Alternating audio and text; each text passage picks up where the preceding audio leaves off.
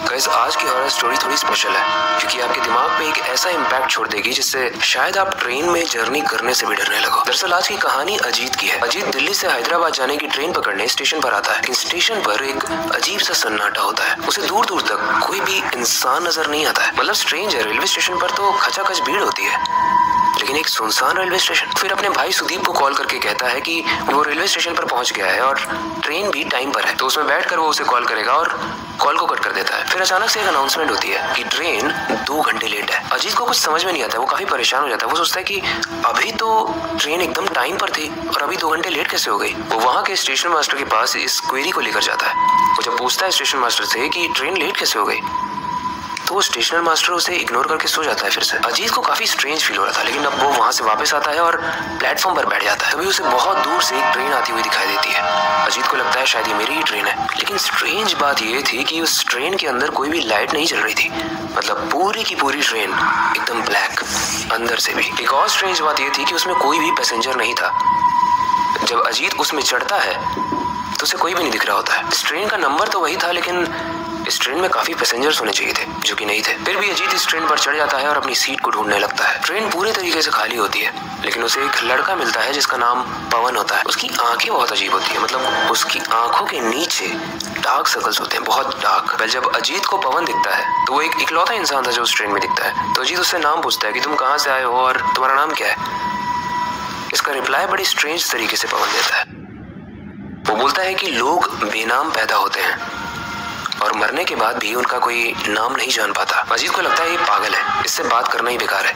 एक तो आज का दिन ही खराब है और ऐसे लोग ही मिल रहे हैं। वो गेट के पास खड़ा होकर सिगरेट पीने लगता है। तभी ट्रेन में एक टीटी आता है और उसकी आंखों के नीचे भी सेम वैसे ही डार्क सर्कल्स होते हैं जैसा पवन की आंखों के नीचे थे। वो टीटी अजीत से उसकी सिगरेट को छीन लेता है और बोलता है ट्रेन में सिगरेट पीना मना है। अजीत बोलता है ये रूल किसने बनाया और कब बना ये रूल। वो टीटी बोलता है ईटानगर स्टेशन आने दो, तुम्हें सब समझ में आ जाएगा। अजीत को वैसे तो कुछ समझ में नहीं आता है। वो अपनी सीट पर आकर बैठ जाता है। तभी उसे एक रोने की आवाज आती है, एक औरत की रोने की आवाज। और सबसे स्ट्रेंज बात यह है गाइस कि जब वो उठ के उस औरत के पास जाता है तो उस औरत की आंखों के नीचे भी सेम उसी तरीके के डार्क सर्कल्स थे जो पवन और टीटी की आंखों के नीचे थे। खैर, जब वो उस औरत से पूछता है कि भाई आप क्यों रो रही हो, तो बोलती है कि मुझे ईटानगर स्टेशन पे नहीं जाना, मुझे यहाँ से निकालो। अजीत कहता है ये ट्रेन ईटानगर नहीं जा रही, पता नहीं टीटी को क्या हो गया, आपको भी क्या हो गया है, ये हैदराबाद जा रही है। ऐसे में वो औरत बहुत तेजी से चिल्लाकर कहती है कि तू चला जा यहाँ से, और रोने लगती है। अजीत को भी कुछ समझ में नहीं आ रहा था, जिस तरीके से आपको नहीं समझ में आ रहा है कि कहानी में हो क्या रहा है।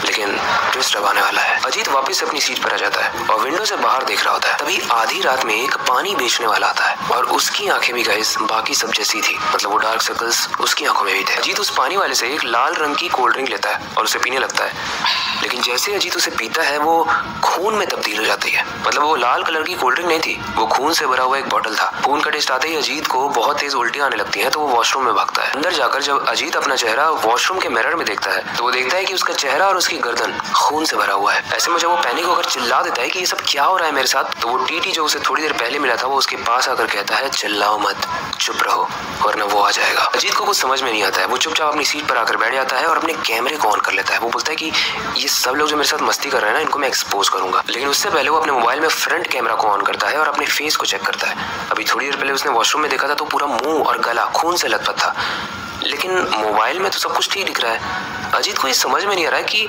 हो क्या रहा है आज में उसके साथ। अजीत अपनी सीट पर ही सोने की कोशिश करने लगता है और थोड़ी ही देर में ये अनाउंसमेंट होती है कि ट्रेन ईटानगर पर पहुंचने वाली है। तभी अजीत देखता है कि पवन यानी वो लड़का जो उससे सबसे पहले मिला था वो उठकर गेट के पास जाने लगता है। तो अजीत उस बंदे का पीछा करता है और एकदम अजीब तरीके से वो पवन और वो औरत जो रो रही थी वो चलती ट्रेन से कूद जाते हैं और चिल्लाकर कह रहे हैं अजीत से कि तुम्हें भी मरना होगा। अजीत काफी डर जाता है और वो उन दोनों को देख रहा है और वो दोनों डिस्टेंस जैसे जैसे बढ़ रहा है छोटे होते जा रहे हैं। लेकिन तभी जब अजीत वापस से पीछे मुड़ता है वो टीटी उसके पीछे खड़ा होता है और वो बोलता है अब तुम्हारी बारी है। अजीत चिल्लाकर बोलता है कि मुझे मत मारो, मैंने कुछ नहीं किया है। लेकिन वो टीटी उसे ट्रेन से धक्का देकर गिरा देता है। लेकिन तभी अचानक से अजीत की आंख खुल जाती है।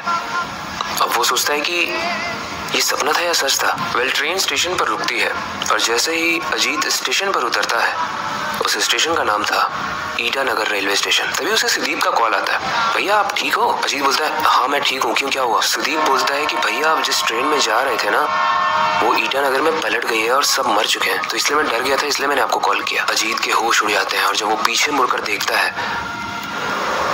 तो वो किसी चलती हुई ट्रेन या रुकी हुई ट्रेन में से नहीं उतर रहा था, वो वैसी ट्रेन में से निकल कर आया था जो पलट चुकी है और जिसमें सब लोग मर चुके हैं। और जो लोग उसे डार्क सर्कल में दिखाई दे रहे थे, यानी वो पवन, वो लड़का, वो रोती हुई औरत, वो डीडी, उन सब की लाशें वहां पर पड़ी हुई थी।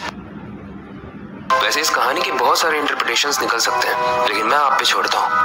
आपको क्या लगता है, क्या अजीत मर चुका है और मरने के बाद उसकी आत्मा ईटानगर पे उतरी है, या उस एक्सीडेंट में वो किस तरीके से बच गया और बाहर निकल के देख रहा है तो वो देख रहा है कि वो सारे लोग मरे हुए हैं लेकिन वो जिंदा है? इन दोनों ऑप्शन में से आपको क्या लगता है, आप कमेंट सेक्शन में जरूर बताना। बहुत इंटरेस्टिंग होगा, देखते हैं डिकोड कौन कर पाता है। इस स्टोरी से रिलेटेड कोई फीडबैक हो कि आपको ये स्टोरी कैसी लगी वो बताना हो तो आप कमेंट सेक्शन में जरूर बताना। बाकी वक्त आ चुका है इस वीडियो को एंड करने का और नई वीडियो पर काम शुरू करने का, लेकिन जाने से पहले मैं बस एक ही चीज कहना चाहूंगा, अपनी क्यूरियोसिटी को डाई मत होने देना, नई चीजें सीखते रहना, अपने बेड के नीचे और खिड़की के बाहर जरूर देख लेना। मिलते हैं अगली वीडियो में।